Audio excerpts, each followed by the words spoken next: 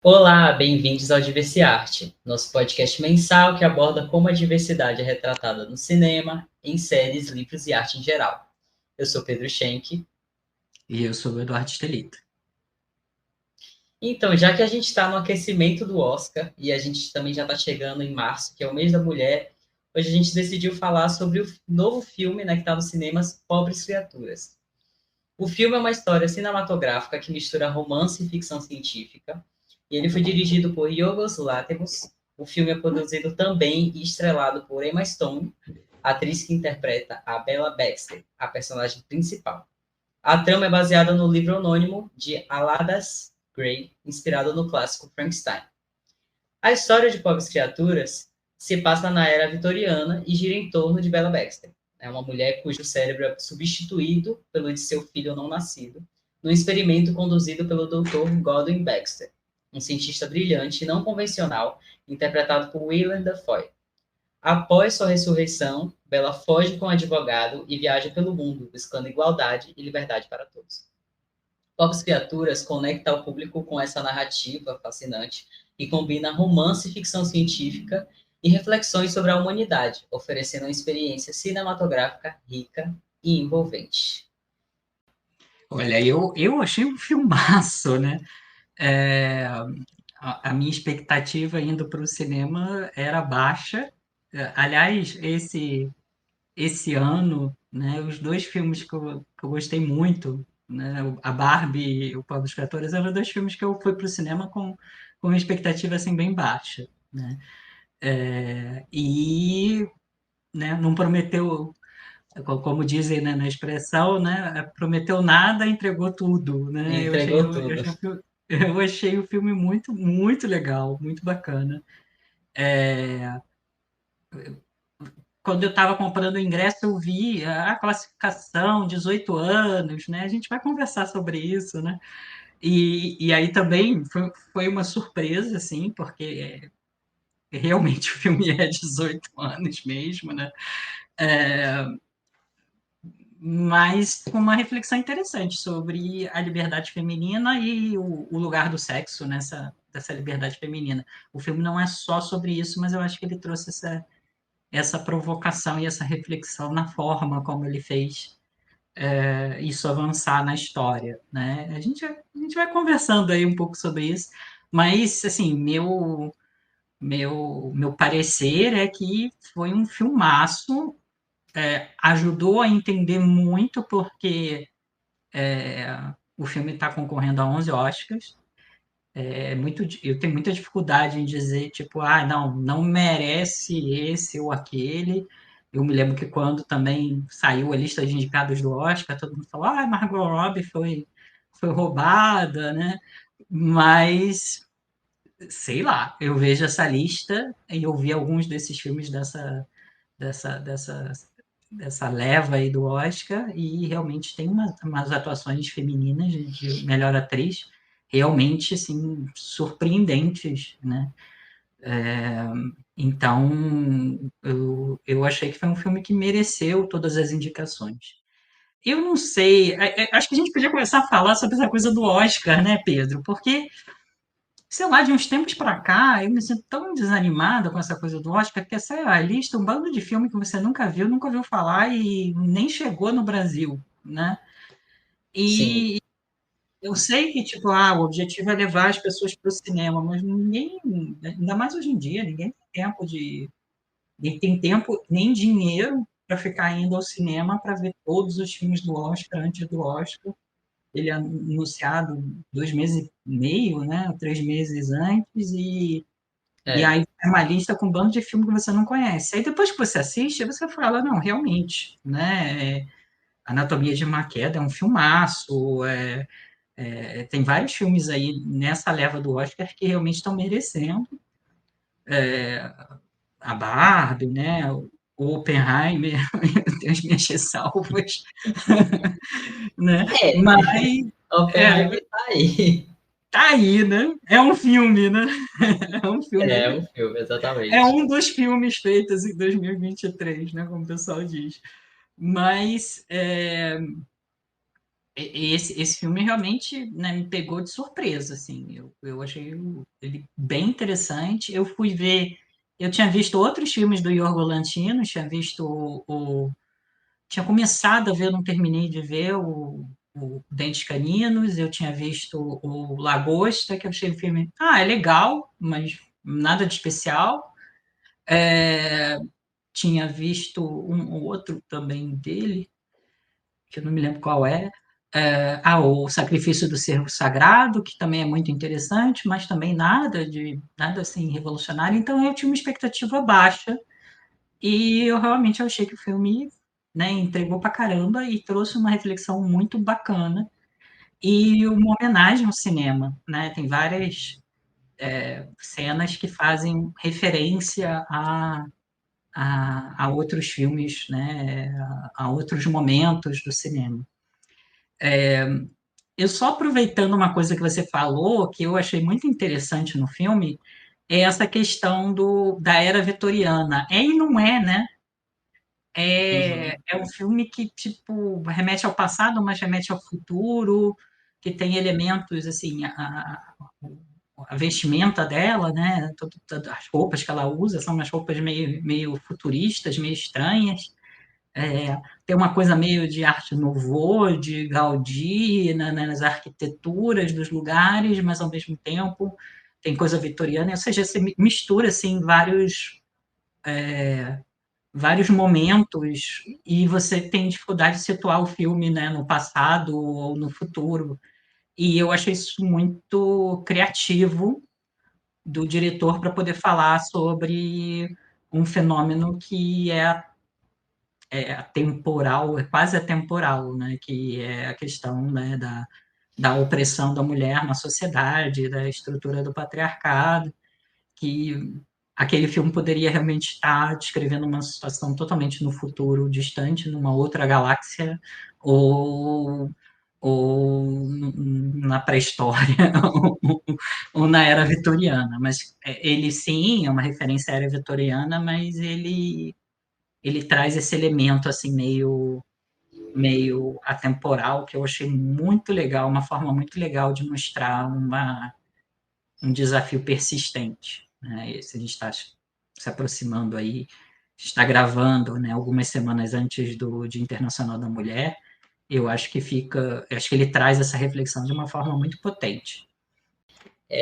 Eu vou falar sobre o filme, mas não necessariamente fazendo comparações entre os filmes que eu vou citar. Comparações, eu digo, dizendo que Pobres Criaturas é melhor que tal filme, mas só para eu conseguir expressar, né, mais ou menos a minha ideia. Quando Barbie saiu, ele foi visto, né, como esse símbolo também, né, falando sobre a mulher, sobre feminismo também, sobre muitas coisas. Mas ele é um filme que, por causa do tema, né, Barbie também, ele é objetivo e muito óbvio no que ele quer falar, né? É um filme muito bom, mas tem essa coisa de que você já sabe mais ou menos o que, é que vai acontecer, né? Ele não tem tanto, como a gente fala, né, plots, não tem tanta coisa assim que você vai ficar tão surpreso. Já o Pobres Criaturas, a não ser se você realmente pesquisa sobre o filme, porque antes de ir no cinema, foi uma decisão, tipo, totalmente aleatória. Quero ir no cinema, vou assistir alguma coisa. E aí eu Para vi mim que tinha também. esse filme, e aí eu coloquei o trailer no YouTube e eu não curti muito o trailer. Na verdade, eu fiquei meio sem entender, porque ele é bem... Parece ser meio complexo, eu acho, quando você vê o trailer. Tipo, ai, meu Deus, o que será que vai falar? Que história que vai contar? É uma coisa preto e branco, né? Completamente diferente do que a gente está acostumado a ver geralmente quando a gente vai. Tirando o Oppenheimer também, né? Que tem aquelas partes todas em preto e branco. E aí eu fui sem pretensão nenhuma, sem pesquisar nada, só vi o trailer e fui. E de fato ele foi muito surpreendente para mim, justamente porque eu não estava esperando, como você falou, não esperei nada do filme. Pensei que ia ser um filme que talvez eu fosse até me arrepender, tirando o fato de ser, né, feito pela Emma Stone, que ela é uma atriz incrível. Mas mesmo assim eu fiquei meio assim, ai, eu acho que eu fiquei tão traumatizado com Oppenheimer, que eu já falei mal de Oppenheimer várias vezes aqui no podcast, não vou deixar de falar hoje. Mas fiquei com receio de ser um filme meio extenso, um filme que eu não, enfim, que eu não iria me divertir tanto. Mas não, ele tem comédia pra caramba, ele é super engraçado. E aí, voltando ao que eu estava comentando de Barbie, né, fazendo essa comparação entre os dois, o Pobres Criaturas, ele tem isso, né, ele realmente não deixa muito claro no começo já o que, que ele vai te falar. E os diálogos são surpreendentes, todo o tempo eu, tipo, dava risada, porque eu nem estava prevendo o que, que ia acontecer, né, do começo ao fim ele te dá essas cenas, esses diálogos, esses acontecimentos, você fica chocado. Então foi de fato um filme que me surpreendeu muito. E falando de Oscar, eu acho que muito provavelmente esse filme pode ganhar. Eu não sei, porque eu não vi tanta gente falando comparado com. Porque quando eu estava assistindo, eu me lembrei das mesmas sensações de quando eu assisti Parasita e Tudo em Todo Lugar ao mesmo tempo, né? Que você não Uhum. espera e, de fato, o filme a todo momento ele me deixou entretido igual a Pobres Criaturas. Atenção! Ao concordar em prosseguir ouvindo esse podcast, você se coloca em risco de ouvir os maiores spoilers do filme em 3, 2, 1. Eu avisei. Se eu fosse selecionar uma cena do filme que me chamou mais atenção, eu acho que, sem dúvidas, a questão de tirar o cérebro do bebê e colocar nela. Essa Uhum. parte foi a que mais me chocou, de fato. Porque não é uma pessoa que não sei, que rebobinou o cérebro da mesma pessoa, ou que acrescentou lembrança, ou que tirou lembranças a partir de um momento, não, é um cérebro de um bebê. Então você vê realmente ela crescendo como um bebê até chegar enquanto ela se reconhecer enquanto mulher, e também fala muito dessa questão da maternidade. Lá para o final do filme, né, fala um pouco sobre isso. Eu acho que isso foi o que mais me chamou a atenção e que me chocou. E que não choca tanto a personagem, né, porque ela ainda está numa construção de sentir coisas e de emoções, mas para quem está assistindo, de fato, é bem chocante. O fato de você ter aquele personagem que é o. Eu vou até pegar aqui para fazer justiça ao ator, que é o Max, né? O Rami Youssef, né? Que é o cientista, né? Que vai trabalhar lá na casa, né? Lá no Uhum. início, já trabalhar na casa do God, né? Do William Dafoe, né? Que é o pai, né? Da Bella. É, e eu acho que ele faz a gente, né? Ele faz o espectador naquele início todo do filme, né? Você ouve uma história absurda depois da outra. O God, né? O Dr. Frankenstein é completamente louco, conta umas histórias mais loucas ainda do que o pai dele fazia com ele. E E, ele e fala as coisas como se não fosse nada, né? como se não Ele fosse fala nada, né? normal. Conta como se fosse.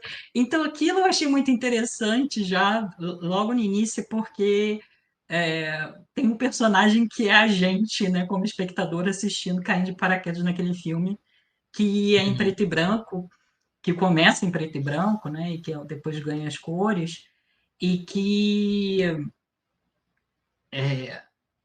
eu acho que é um filme que faz pensar, faz a gente refletir, mas sem ser pretensioso. Tem me incomodado um pouco vários filmes ultimamente em que você tem uma, uma, como é que eu diria? Quando acaba o filme, você tem que ler 20 páginas de Wikipedia para entender o filme, né? Porque puxa uma série de referências que estão totalmente fora do filme, que você supõe que você deveria ter. E eu acho que o Pobres Criaturas ele não tem esse lado pretensioso, né? Não tem essas metáforas absurdas, né? É bem direto sem ser banal, né? Eu acho que a diferença entre É, ele e o da Barbie é que o da Barbie ele traz reflexões interessantes, mas e aí para puxar até a referência de um cara que eu gosto de ouvir, né? Que é o. Ai, meu Deus, esqueci o nome dele. O Guimarães. O Tiago Guimarães, do Hora Tiago, que ele fala, é sobre tudo isso aí, sabe? É o filme, é sobre tudo isso aí.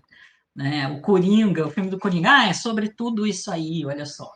Né? O filme da Barbie tem um pouco disso, né? É sobre tudo isso aí, mas ele é muito bom, né? A gente fez 2 episódios falando sobre ele, né?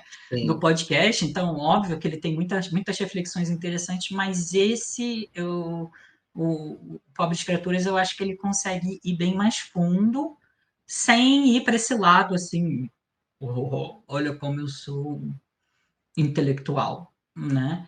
Ele coloca uma série de referências do cinema, né? Então, as transições, ele coloca umas imagens um pouco, né, inspiradas no cinema do Georges Méliès, lá do início, né, do início do cinema, umas cenas meio fantásticas, a cena do, do, do Baxter, não, do Duncan, né, do Duncan, embaixo do balcão dela, gritando Bela, Bela, é também uma referência a um bonde chamado Desejo, né, do Marlon Brando, né, gritando Estela, Estela.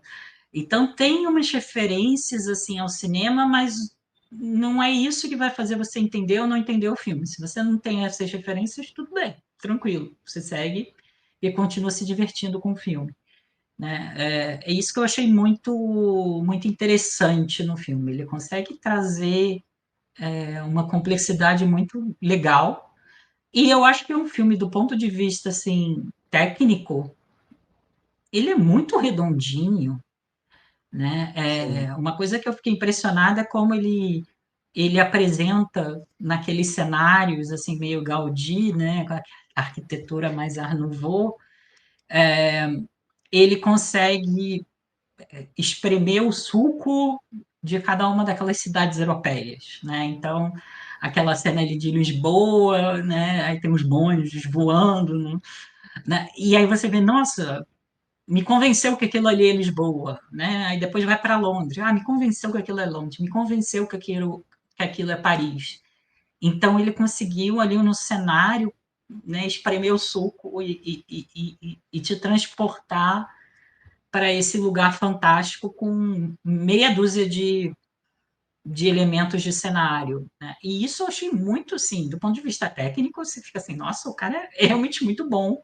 O cara e a equipe, né? Não foi ele, não foi o Yorgos Lanthimos, né? Foi a equipe toda conseguiu fazer uma coisa muito legal ali com o Ficou cenário, muito com a bonito. roupa.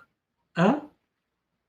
Ficou muito bonito, assim, visualmente falando, essa coisa de ir para a cidade, mas ser um outro mundo, né? Como você falou, você identifica que é Lisboa, mas é um outro mundo ao mesmo tempo. É É, muito bonito de ver. E aquelas cenas de transição também que aparecia, né? Lisboa, e aquele cenário dela ali passando. Até parece, às vezes, você tá vendo um documentário, alguma coisa diferente, é um filme, né? É muito isso. interessante. Isso. Então ele puxa essas referências, e aí até na roupa, né? Ela começa com uma roupa simples, branca, de criança, né? Criança veste branco, né? Veste aquelas roupas simples, e aí vai, conforme ela vai ganhando personalidade, as roupas vão ficando mais complexas e com mais cores, né? Então tem uma série de coisas assim muito sutis de como o filme foi feito, que é muito legal e que te dá uma experiência de cinema, né? E ultimamente, eu sei que eu sou chato com essas coisas, mas ultimamente eu tenho meio de saco cheio, entendeu? De ver esses filmes aí de super-herói. Recentemente eu vi o Mundo Depois de Nós.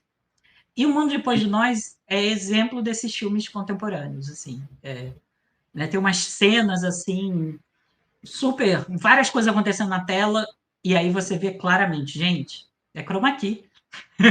Eu tô vendo ali, tá correndo o chroma key, né?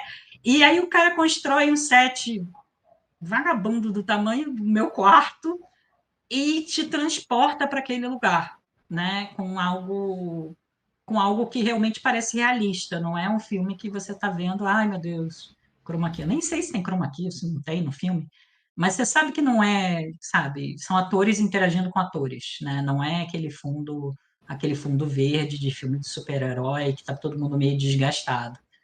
Então eu achei isso muito legal. A gente já falou sobre isso quando a gente falou do filme da Barbie, né? Que eles também construíram set. Então isso eu achei Sim, é o muito que mais chama legal. atenção, né? É você sair um pouco do comum também. Eu acho que é isso que a gente.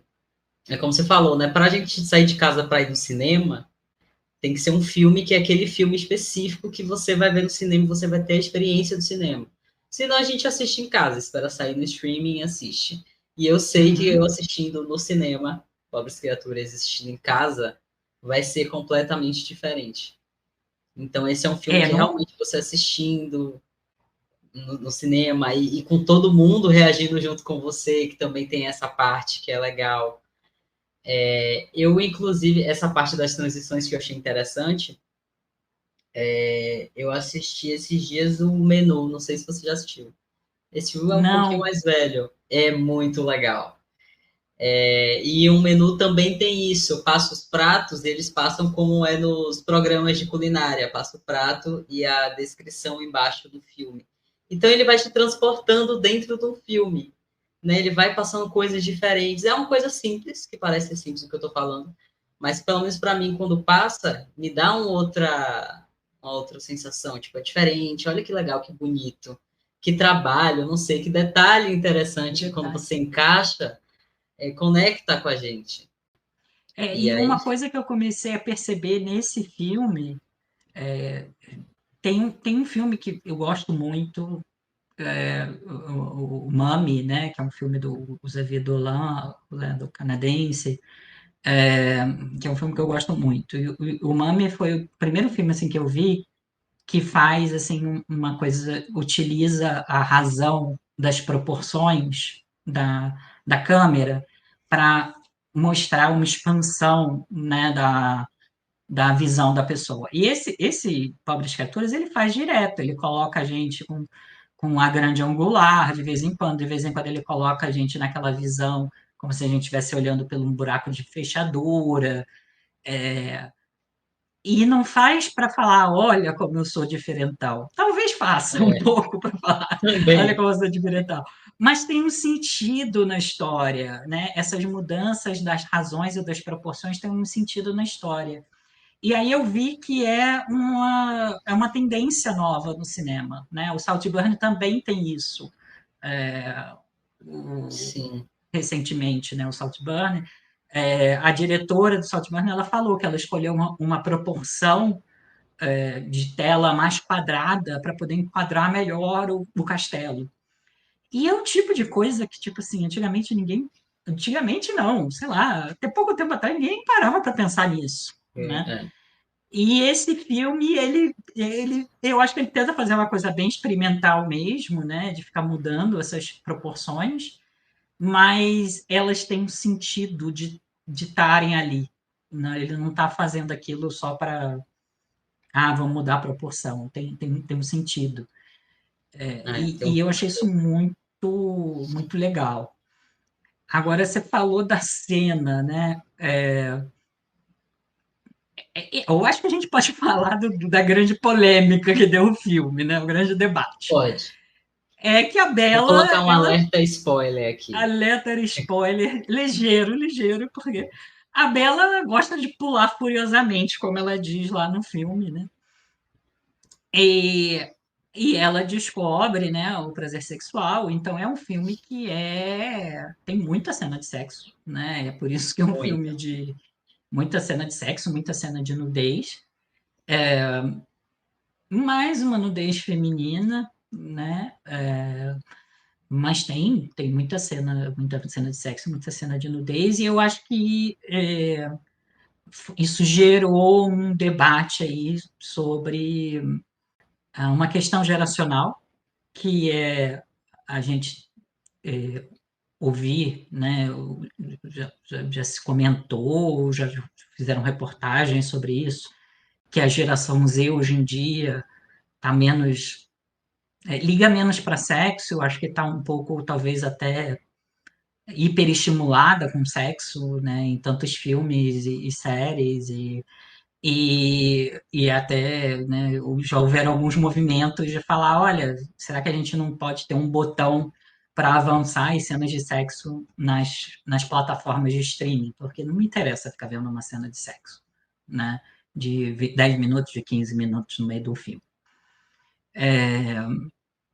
tem esse lado, né? Esse lado geracional, e tem uma outra reflexão também, que é da exploração das atrizes, né? Das mulheres que muitas vezes são obrigadas, né? Ou obrigadas ou forçadas, né? Por uma relação de poder e estarem em cenas de nudez ou cenas que simulam sexo que não avançam em nada a história, que não servem, né, servem só para realmente trazer um apelo sexual para aquele filme.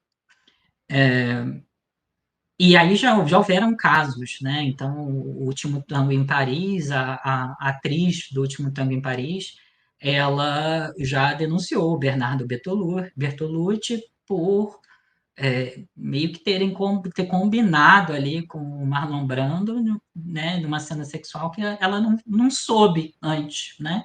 Então, basicamente, a mulher foi estuprada no filme, né? Então, já houveram casos, assim, bem complicados na história do cinema. É, um diretor que eu penso, assim, imediatamente é o Lars von Trier, que é um diretor que explora muito o corpo da mulher e que tem relações extremamente tóxicas com as atrizes, né? São pouquíssimas as atrizes que fazem mais de um filme com o Lars von Trier, porque é, o cara é completamente, né, desequilibrado, né? E explora a mulher. Então, você pegando um filme como, sei lá, Ninfomaníaca, que é um filme que tem muita cena de sexo, e às vezes de uma coisa meio sem sentido, e comparar com esse filme O próprio Pobres Criaturas, que fala sobre a descoberta do sexo e o desabrochar de uma mulher sem os limites, né, impostos pela sociedade, né? Então, essas cenas de sexo, do meu ponto de vista, tá? Do meu ponto de vista, não quer dizer que é verdade absoluta, mas do meu ponto de vista, elas parecem fazer muito sentido na história, e parecem fazer muito sentido também de questionar até mesmo essa pressão que é colocada sobre uma mulher para ela, né, que o patriarcado também diz, olha, a mulher, né, também não pode ter prazer, né, não pode, e aí o filme também traz a questão até né, da era vitoriana, né, da, da mutilação genital, que ainda acontece no mundo até hoje, né, em vários países. Então, ele trata dessa questão e utiliza o sexo, eu acho que de uma forma de mostrar como é que seria essa mulher que nasce adulta e que nasce, né, que já nasce criança, mas no corpo de uma mulher adulta, né, e que não sofre essas pressões do condicionamento da sociedade, que é muito diferente de um outro clichê que a gente via na década de 90, que eram as mulheres alienígenas, a sereia, né? A mulher que vem de outro lugar, que encontra um homem banana, Zé Ninguém, e aí se apaixona porque aquele homem banana é a única referência, né? Uhum. Então tem o Splash, o Sereia Minha Vinda, Mulher Nota Mil, tem um bando de filme lá da década de 80 e 90, clássicos aí da Sessão da Tarde, que basicamente são esse clichê aí da mulher que é ingênua porque caiu de paraquedas ali, perdeu a memória, sei lá, aconteceu alguma coisa com ela, e aí ela se apaixona pelo primeiro banana que acontece e fica presa ao primeiro banana. E o Pobres Criaturas faz o inverso, né? Ela, tipo O assim, inverso, exatamente. ela usa o cara, né? E é isso que é muito legal. E quando o cara começa a mostrar as garras, né? Aquela coisa meio controladora, né? Do patriarcado, ai meu Deus, você tá chato, você tá me enjoando, ela dá uns tapas no cara. Então é muito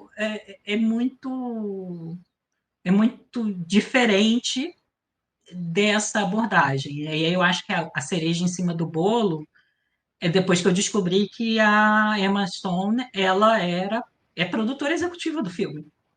Uhum. Então, ela estava numa posição também muito diferente de uma atriz, né, que está sendo explorada por um diretor homem fazendo aquele filme, né? Ela era produtora executiva e ela acreditava que aquelas cenas, né, de acordo com relatos dela, né, ela acreditava que aquelas cenas eram necessárias para a história e para a mensagem que eles queriam passar.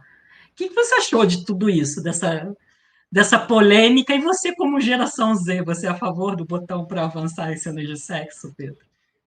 Eu não tenho problema nenhum quando tem cenas de sexo no filme, dependendo do contexto. Né? Falando dos filmes mais recentes, tipo Oppenheimer, tem umas cenas de sexo, por exemplo, me deixaram um pouco desconfortável a questão de estar lá, tipo, os atores pelados conversando durante muito tempo, então a cena muito longa, sem um contexto, sem encaixar exatamente com a história. Eu tenho reparado que os filmes mais atuais, eles têm essa coisa de realmente tirar o espectador da zona de conforto. Então, algumas cenas demoradas pode ser violência ou pode ser uma cena de sexo para causar um desconforto na gente. Mas eu acho que se ele faz sentido, até não causa tanto desconforto como em Pobres Criaturas. Quando ela começa a descobrir a sexualidade, eu já fiquei assim, ai meu Deus, pronto. Agora Lá vamos entendi, nós. você começa a entender o que é que vai passar em seguida. Mas eles conseguiram trabalhar legal essas cenas para não ficar tão desconfortável de você estar assistindo ali. Também tem essa questão de você estar assistindo, eu não sei se sou só eu, mas tipo, eu tô assistindo um filme com pessoas que eu não conheço ao redor, e aí a cena vai te deixando meio assim, todo mundo vai se olhando. Mas no filme em si não me deixou desconfortável, mas me fez pensar isso que você falou, de se a atriz foi induzida a fazer aquela cena, ou se foi uma coisa que ela própria às vezes falou, e aí o fato da Emma ter sido a produtora explica também o tanto de conforto que ela sentiu, até porque a Emma Stone não é uma atriz nova, né? Não é uma atriz que está chegando agora, ela está aí há muitos anos, então para ela estar fazendo aquele tanto de cena, tipo, sendo forçada a fazer, é uma coisa que realmente na minha cabeça não faria tanto sentido. Você estava falando dessa questão das atrizes serem mais induzidas a fazer, eu me lembrei da atriz Sydney Sweeney. Ela fez Euforia, fez White Lotus, fez O Conto da Aia. Na grande maioria dos papéis que ela faz, ela acabou ficando muito conhecida por sempre ficar nua. E ela é uma atriz muito jovem, apesar dela ter feito essas grandes produções, né, de nome e tudo mais, ela ainda não conseguiu um grande papel principal. Tem até um filme dela de romance que está no cinema. E eu vi depois no Twitter que tem uma cena em que ela fica pelada também. E aí, sempre que ela aparece, as pessoas falam, aí a atriz que está sempre pelada. Tá sem Dá pelada. muito a entender de que ela já é conhecida por fazer isso. Eu acho que quando ela já chega para fazer um filme, por ela já ter o costume de fazer, o diretor deve se sentir confortável de falar para ela tirar a blusa, para ela aparecer nua. E isso acaba focando mais no corpo dela do que na atuação em si. E ela é uma atriz muito boa. Ela tem muita facilidade, por exemplo, de chorar, né, de realmente expressar as emoções e tudo mais. Eu sei que antigamente já se falava sobre esses produtores e diretores que abusavam de seus poderes para, né, enfim, fazer cenas como essa ou ter essas questões que aconteceu como no último Tango em Paris. Mas hoje em dia eu vejo muitas atrizes e artistas muito novinhas já fazendo essas cenas e de fato quando você vai assistir te causa uma coisa de não precisava, sabe, tá acontecendo, né? Mas o que eu estou comparando com essas outras atrizes menores às vezes como dá para elas aparecerem e conseguirem tais papéis nesses filmes. Então a nudez hoje ela está bem banalizada mesmo, né? Ela tá nudez por nudez, cena de sexo por cena de sexo. Às vezes não tem muita coerência no filme, né, em si. Voltando ao filme principal que a gente está conversando, faz sentido. Faz sentido com a história da Bella Baxter, faz sentido com até a gente entender, porque como ela tem o cérebro de um bebê, e ela começa, né, bem criancinha no corpo de uma adulta, para a gente entender que fase que ela já está, em que idade mais ou menos ela já chegou mentalmente, quando Em que começa a idade aparecer mental ela tá? essa cena, em que É. idade mental ela tá, para a gente conseguir entender também, para não ficar muito bizarro. Tirando a parte que tem uma cena realmente que eu achei, no filme, né? Óbvio que para eles fazerem essa cena, às vezes com criança eles fazem separado. Mas tem uma cena que ela, né, uma cena de sexo na frente de dois Dos jovens. filhos. E aí isso gera um desconforto. A gente sabe que na produção, provavelmente as cenas foram gravadas separadas. É interessante, eu nem lembrava dessa cena, mas essa cena né, ela tá num prostíbulo, né? Ela tá trabalhando como Sim, prostituta, e um pai chega e quer ensinar os filhos como, né, ter relações sexuais, né? Os filhos jovens, pré-adolescentes, né? Mas também essa cena, eu fiquei pensando, essa cena, o objetivo é mostrar como o patriarcado ele vai objetivar as mulheres, né? Objetificar as mulheres, e como o processo de construção da masculinidade, como esse processo de construção da masculinidade também é violento, né? Com essas sim. crianças. Né? Então eu achei que isso também, até essa cena, apesar de eu ter, né, realmente achado que é uma cena meio forte, meio pesada, até essa cena me pareceu que faz sentido ali dentro da narrativa toda, né? Faz super sentido. É literalmente como é construído todo o machismo, né? Desde do menino criança até adulto. Então, se ele já Até do. tem, já normaliza aquela situação, né? Aquela É, criança, sei lá, vamos supor, 10 anos, 11 anos, sei lá quantos anos, tinha um bem pequenininho e um pouquinho maior. Se ele já está acostumado com aquilo desde criança, quando ele crescer, aquilo para ele não vai ser nada eu achei o filme todo assim muito coerente, né? também. No geral. Para mim, junto com Anatomia de uma Queda, são, assim, de longe, os melhores filmes do ano. E eu acho que tem um lado também que, tipo, é um personagem carismático, é um personagem que a gente gosta, é um personagem por quem a gente torce. É um personagem que, a Bella, né, tá sempre nos surpreendendo como ela sai facilmente dessas amarras do patriarcado, né? E como ela pensa de uma forma diferente, né?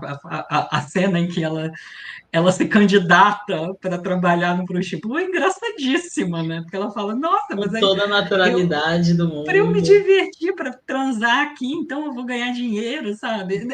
É uma perspectiva completamente diferente É, da perspectiva que a gente tem, né? E que a gente sabe que o que é também, né, da realidade dessas estruturas sociais, né?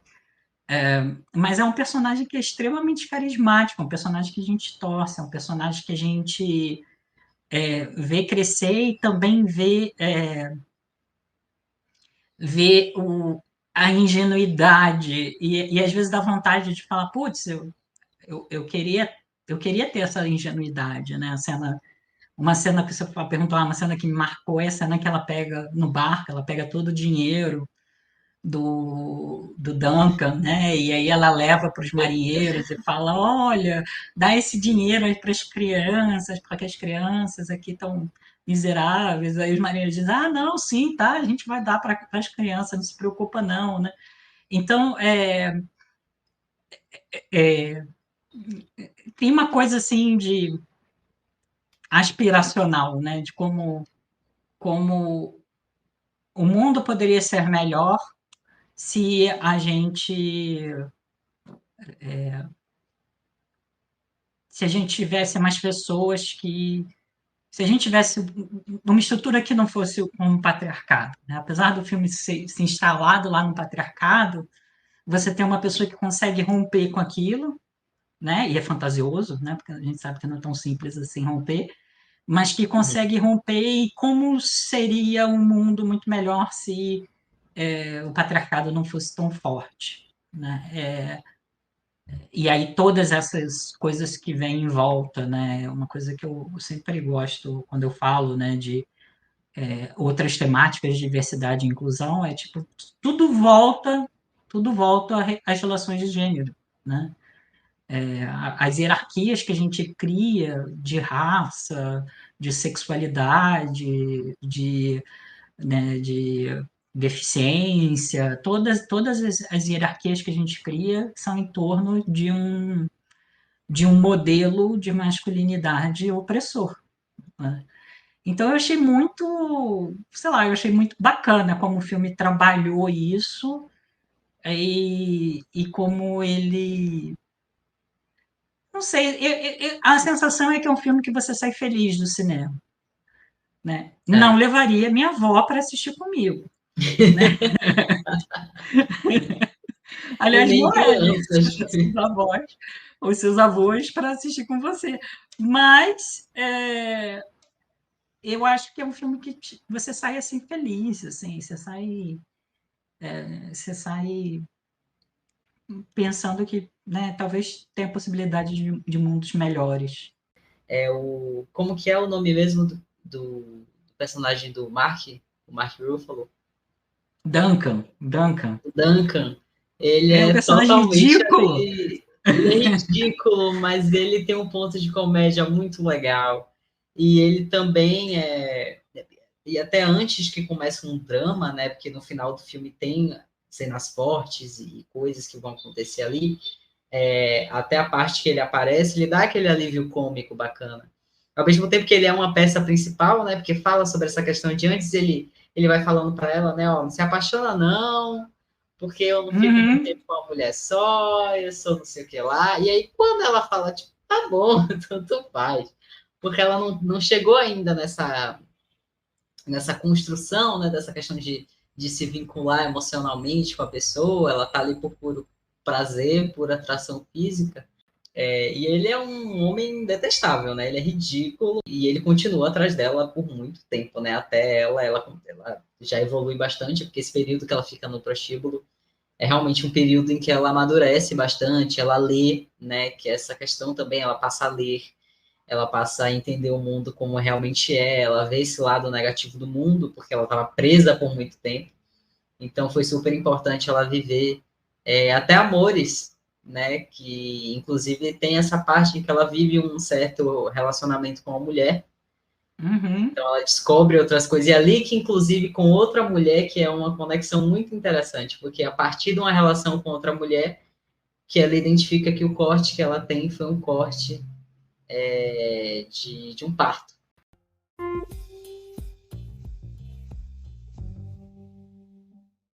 A minha primeira dica é um filme que eu vi essa semana, que é também do mesmo diretor, do Yorgos Lanthimos, que até mesmo por causa de Pobres Criaturas foi um filme que, né, reapareceu lá no catálogo da Netflix, que é A Favorita. A Favorita tem a Emma Stone, tem a Rachel Weisz e a Olivia Colman. Conta a história da rainha Ana, na Inglaterra. Não sei até que ponto é fantasioso, até que ponto é real. Eu sei que, né, por exemplo, que a rainha Ana teve, sim, 17 filhos, que ela perdeu, né, 17 gravidezes que não tiveram sucesso. Então, tem alguns aspectos da história da rainha Ana que são reais. E é um filmaço. Você vê a Emma Stone em Pobres Criaturas e você vê a Emma Stone em A Favorita, são duas pessoas diferentes. Você não acredita que é a mesma atriz, né? Ela está incrível, mas ela não chega nem perto em A Favorita da Olivia Colman, que mereceu muito todos os prêmios que ela ganhou de melhor atriz, porque a atuação da Olivia Colman nesse filme é fenomenal, fenomenal. Então é um filmaço, super recomendo. Também bem dinâmico, é um filme longo. Hoje em dia já virou redundante a gente falar filme longo, né, Pedro? Uhum. Porque todos os filmes hoje em dia têm 2 horas, 2 horas e meia, né? Eu acho que A Favorita também tem por volta de 2 horas e 20 também, é um filme longo, mas é um filme que passa rápido, é um filme super dinâmico. E uma outra recomendação, que é um canal do YouTube chamado Futurices, né? É uma brasileira, a Bella Ashner, que fala sobre filmes de ficção científica. E ela dá dicas excelentes. Então, se você gosta de ficção científica, ela dá dicas de uns filmes assim pouco conhecidos e excelentes. Ela faz uma resenha maravilhosa de filmes de ficção científica. Para a gente fazer um pouquinho diferente hoje, eu vou recomendar um canal do YouTube, a Bella Ashner. Eu fiquei assim sem saber o que recomendar, né? E aí eu achei um filme que chama Guerra dos Sexos. É uma disputa de tênis entre o ex-campeão, que é feito pelo Steve Carell, com o personagem Bobby Riggs, e a líder da classificação mundial, Billie Jean King, que é a Emma Stone, se torna o centro de um debate global sobre igualdade de gênero, né? Eles, presos sob a atenção da mídia e com ideologias diferentes, o Bobby Riggs tenta reviver as glórias do passado, enquanto a Billie Jean King questiona sua sexualidade e luta pelos direitos das mulheres. Então, é um filme de comédia, ele é um filme de 2017, tem direção do Jonathan Dayton e da Valerie Faris. É um filme de 2 horas, né, também. Então, o Festival de Emma Stone.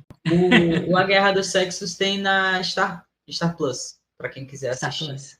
E a gente está aqui na torcida para Emma Stone. Não sei se ela está indicada como melhor atriz, mas o filme tá. Então estaremos na torcida para Emma Stone ganhar. Esse episódio foi dedicado a ela completamente, porque ela se superou demais nesse filme. Deu tudo de si.